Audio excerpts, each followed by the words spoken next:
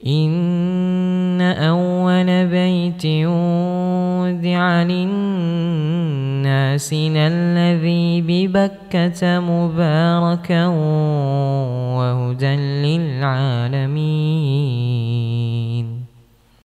Apa saja ya syarat hewan itu boleh dikorbankan? Kalau sudah kita tahu tadi binatang ternak, kemudian syarat apa saja hewan itu boleh dikorbankan? Di antara syaratnya adalah tadi jelas bahimatul an'am, binatang ternak tersebut, onta, sapi dan kambing.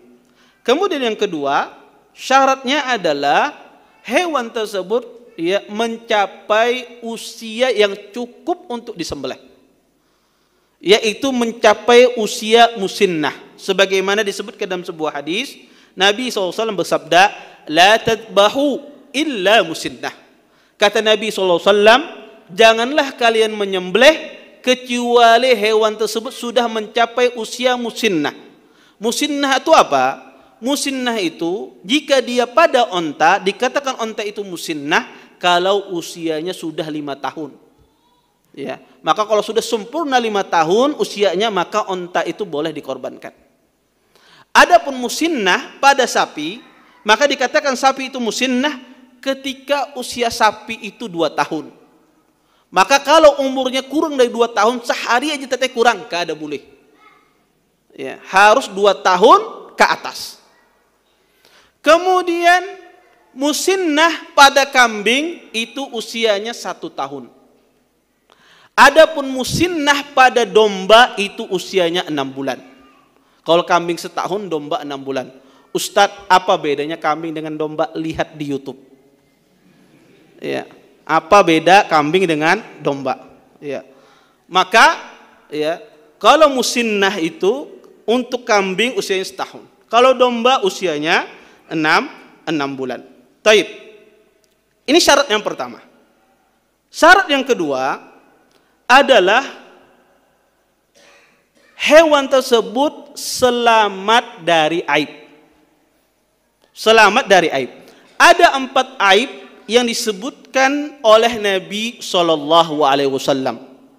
Disebutkan dalam hadis Bara ibn Azib radhiyallahu taala anhu, beliau mengatakan, qama fina Rasulullah sallallahu alaihi wasallam faqal arba'un la tajuz fil adahi al-awra al-bayyin awruha wal maridah al-bayyin marduha wal arja bayyin dil'uha wal adfa allati la tunqi.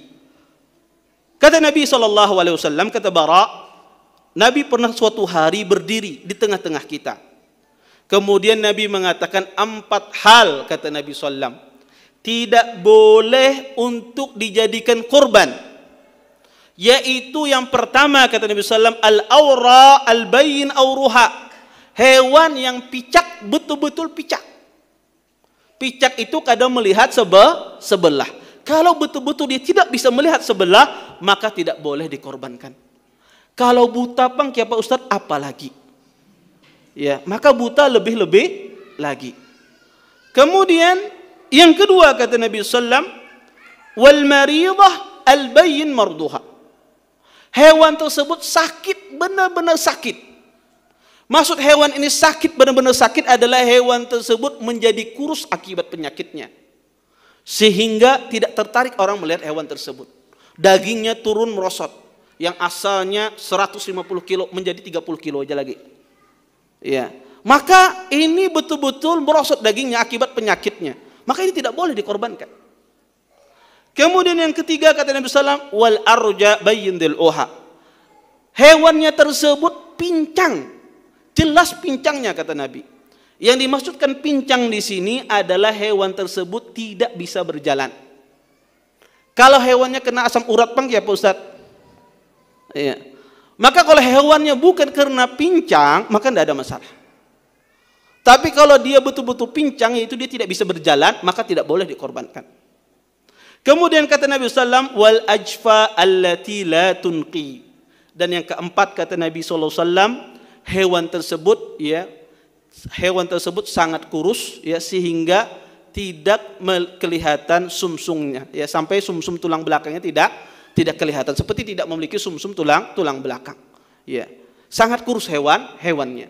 Maka ya ini tidak boleh dikorbankan. Kemudian para ulama mengatakan semua aib yang melebihi dari aib yang disebutkan oleh Nabi jelas tidak diperbolehkan. Contoh, hewannya terpotong kakinya atau terpotong tangannya, ini tidak boleh dikorbankan. Ya, kenapa? Sedangkan pincangnya kada boleh, apalagi terpotong kakinya. Kemudian kata para ulama, ada hewan yang aibnya diperselisihkan. Di antaranya misalnya hewannya tertatak buntutnya. Ya, penitia mencari kurban yang murah misalnya. Ya akhirnya, ini terpotong buntutnya, turun harganya. Boleh tidak dikorbankan? Maka pendapat yang benar boleh, tapi ini adalah makruh. Ya, dimakruhkan. Seperti itu pula hewan yang patah tanduknya atau terpotong telinganya, maka ini makruh untuk dikorbankan. Kenapa? Karena kita disuruh untuk berkorban, mencari hewan yang terbaik. Ya, mencari hewan yang terbaik. Semakin hewan itu gemuk, semakin bagus untuk dikorbankan. Bukan mencari yang paling murah, yang penting kau aja dikorbankan, tidak demikian. Tetapi carilah kurban tersebut yang terbaik. Ya. Kemudian para ulama menjelaskan bahwasanya penyakit ini kalau ada, aib ini kalau ada pada hewan tersebut tidak boleh dikorbankan. Kalau seandainya aib ini datang begitu saja. Contoh, pian nukar hewan kurban. Hewan kurbannya datang.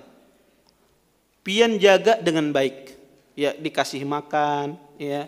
Pian jaga dengan baik. Pian rawat, pian perhatikan, ya. Tiba-tiba pas hari hanya hendak disembelih, tiba-tiba hewannya kada kau berjalan. Ya, kada kau berjalan atau hewannya buta tidak melihat. Ya. Bagaimana hukumnya? Boleh tidak dikorbankan? Padahal sudah dijaga ini, tidak ada. Ya. Maka para ulama mengatakan boleh. Kalau seandainya aib itu datang dengan sendirinya. Bukan akibat kesalahan manusia.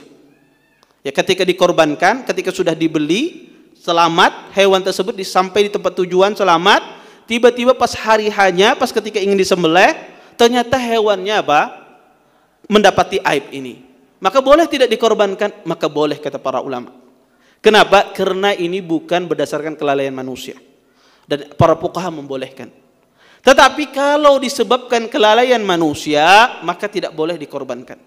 Ya, hewannya sudah dibeli, dimasukkan di kandang, kemudian tidak dijaga, datang kelanakan, dipukuli kakinya hanya pincang. Ya, maka ini tidak boleh. Ya, ini tidak boleh dikorbankan. Atau ketika menurunkan misalnya, kemudian pincang, maka ini juga tidak boleh dikorbankan. Maka yang menurunkan pihak penjual, maka dia harus mengganti. Tetapi kalau sudah sampai di tujuan, kemudian yang menjaganya lalai, maka pihak yang menjaga itu yang mengganti. Ya. Tetapi kalau hewan itu dapat aib tersebut tiba-tiba, ya bukan karena kelalaian, maka para ulama membolehkan untuk dikorbankan.